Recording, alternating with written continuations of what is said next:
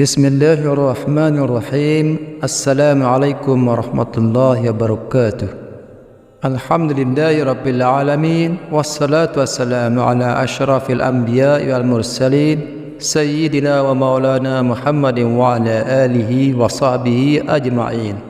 Amma ba'du. Sahabat beriman yang dirahmati Allah, rindu adalah sebuah kata yang menunjukkan perasaan ingin bertemu. Lalu bagaimana tanda Allah merindukan hambanya?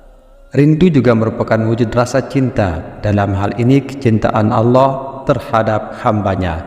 Kerinduan Allah kepada hambanya ditafsirkan sebagai harapan Allah agar hambanya kembali ke jalan yang benar. Sebagaimana halnya merindukan seseorang yang dicintai, sinyal kerinduan itu Allah kirimkan dalam bentuk firasat yang kadang tak disadari oleh manusia.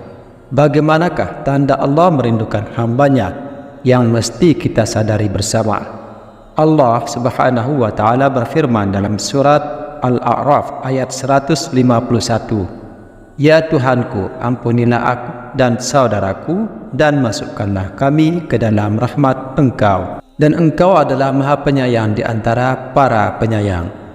Allah adalah pemilik kasih sayang dan memiliki sifat yang paling penyayang terhadap hambanya. Kasih sayang ini membuat Allah senantiasa menginginkan yang terbaik untuk hambanya.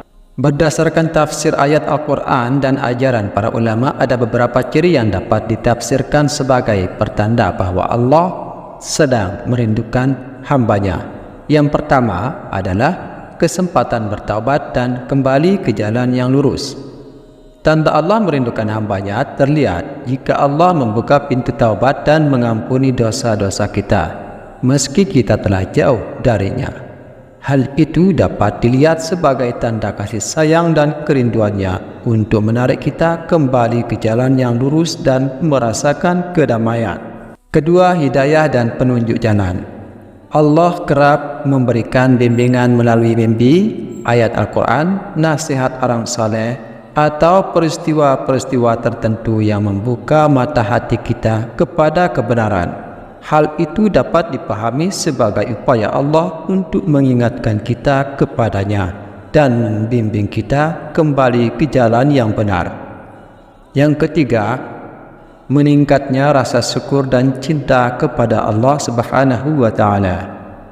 Ketika hati kita dipenuhi rasa syukur atas nikmat yang tak terhitung dan cinta yang tulus kepada Allah, meskipun di tengah keadaan sulit, itu dapat dilihat sebagai respon positif atas kerinduan Allah dan bukti kedekatan kita dengannya.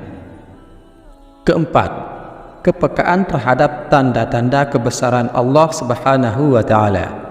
Jika kita mulai menyadari dan merenungkan keindahan alam semesta, keteraturan ciptaannya dan hikmah dari setiap peristiwa, itu dapat dipahami sebagai tanda Allah merindukan hambanya. Allah tengah membuka mata hati kita kepada keagungannya, dan itu wujud kerinduan supaya kita mengenalnya lebih dalam. Selanjutnya yang kelima, hidup yang bermakna dan penuh berkah.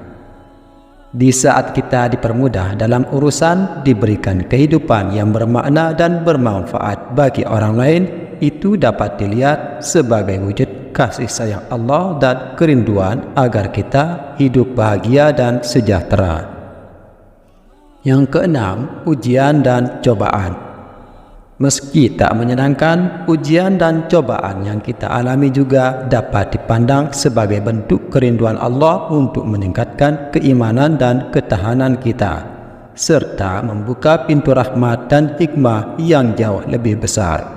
Dalam surat Al-An'am ayat 147 dijelaskan, Maka jika mereka mendustakan kamu, katakanlah, Tuhanmu mempunyai rahmat yang luas dan siksanya tidak dapat ditolak dari kaum yang berdosa.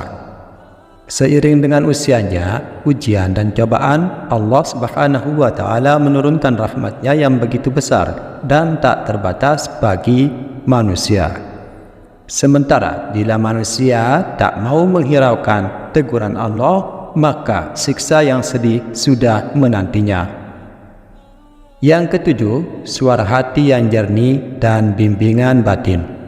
Ketika kita mulai mendengar dan mematuhi suara hati yang jernih yang membimbing kita ke arah kebaikan, itu pun dapat dipahami sebagai bisikan Allah dan wujud kerinduan agar kita hidup sesuai fitrah dan meraih kebahagiaan hakiki. Yang kedelapan, sering melihat postingan tentang agama.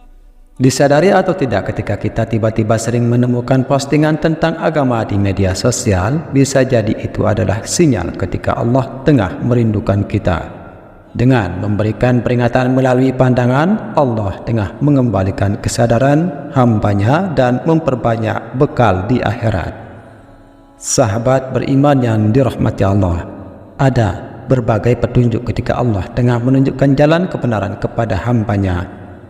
Untuk itu, mari kita sama-sama sadari bersama bahwa hal tersebut adalah tanda Allah merindukan hambanya agar kita senantiasa tawakal dan beriman karena Allah semata.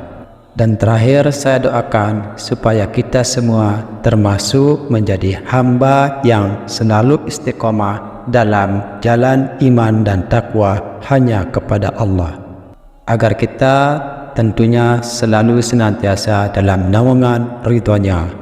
Amin ya rabbal alamin. Akhirul kalam. Wassalamualaikum warahmatullahi wabarakatuh.